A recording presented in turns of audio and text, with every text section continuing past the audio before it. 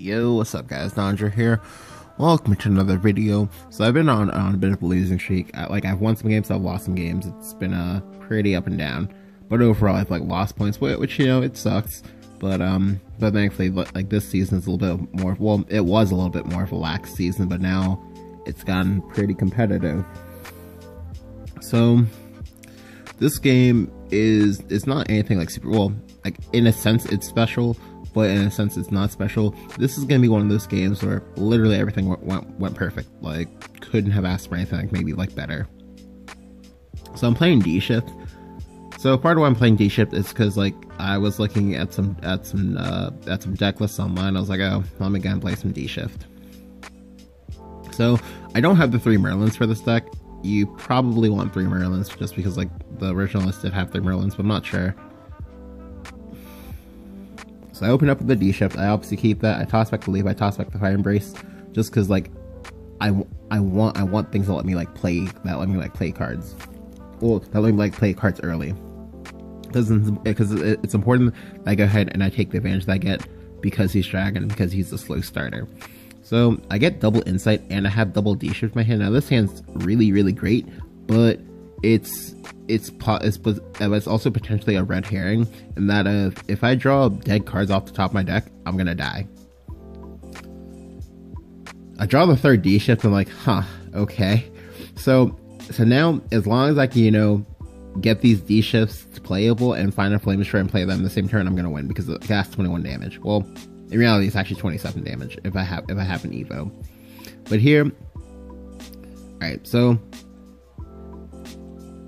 I personally usually do this because I usually don't care, and because I usually know that then the grand scheme of things, it'll usually work out for me, but never ever play Dragon Summoner versus dshift.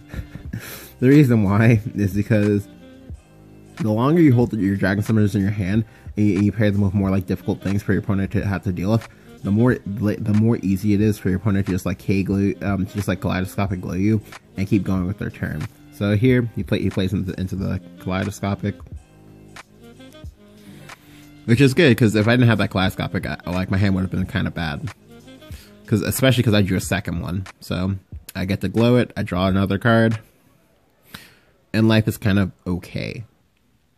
So here he plays Tina, and I kind of don't have an answer to it.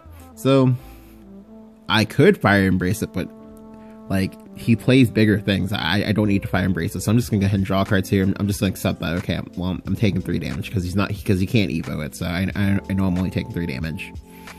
So here I just go ahead and magic missile twice, draw some cards. Now I get the Merlin. The Merlin's actually very good here, because with the snipe I can go Merlin plus snipe and kill something else. And here he goes Forte. I'm like, oh, okay.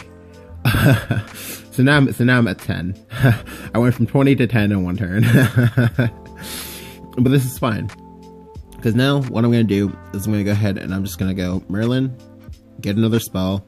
I'm gonna snipe his face. Then I'm gonna evolve my Merlin to get another card.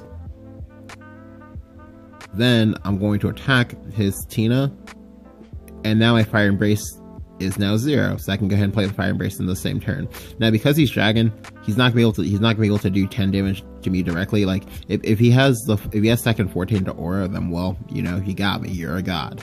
But if he can't do that, that means that I'm gonna get 2 more turns in order to fix, in order to either fix / find / do what I gotta do. And I can draw a few cards next turn, so this is good. So he plays out the Dragon Summoner again. I don't know. I guess he was feeling really stubborn about this, but yeah. So he plays it out, and it eats the second K glow, and this is good for me. Because now what I can do is I can just go ahead and glow into Wind Blast. So to be quite honest with you, there, that was actually a misplay.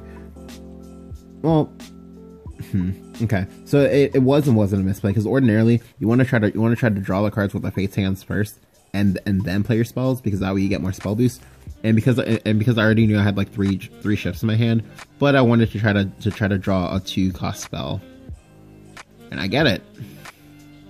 So I go ahead and I play the the Conjure Golem. So now I'm in a decent spot. If he can't threaten lethal this turn, well, sorry.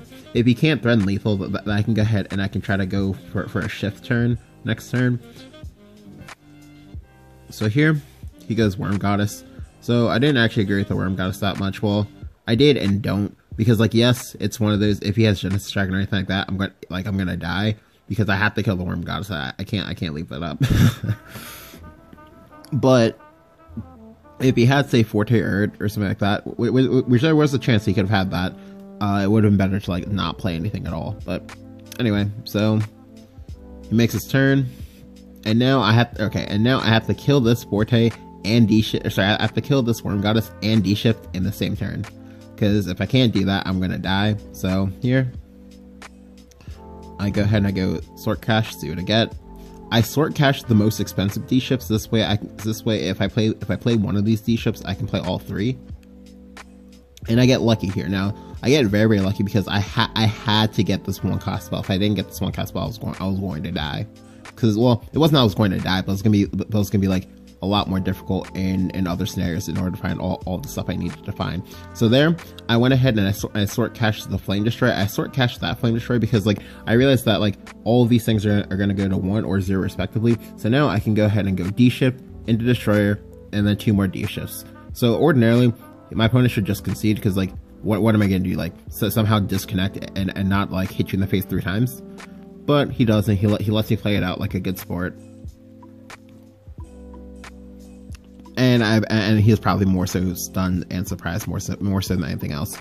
So now I just go ahead and go Destroyer into Merlin into Chimera. And yeah, that was a game.